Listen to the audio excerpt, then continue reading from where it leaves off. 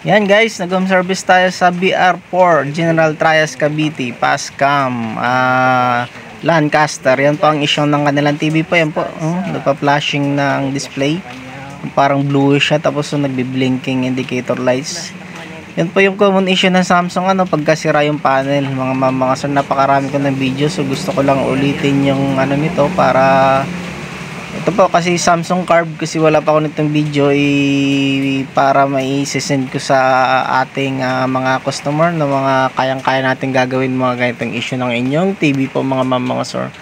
So yun po, nagawa na natin dyan na panel repair lang pong ginawa natin dyan. Hindi na natin yan tinuturo kasi nasisira po ang TV pagka dini-DIY ninyo. So hindi po siya advisable. So kahit maraming magalit sa akin na hindi ko tinuturo dito sa aking mga video, so ito pong video ko is for ads only, bilang commercial lang po ng aking shop na kayang-kaya kong gumawa ng mga ganitong issues ng Samsung, mapa-carb man yan or simpleng TV lang. Yan po ang kanilang issues ng TV nila.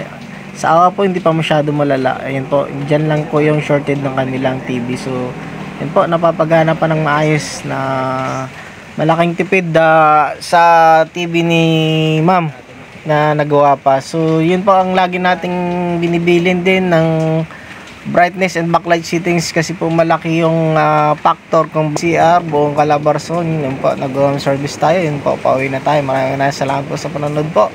Yan nga po ang sinasabi ko, for commercial or for ads lang tong video ko, not for tutorial. So yun nga po mga sir, maraming salamat po. God bless us.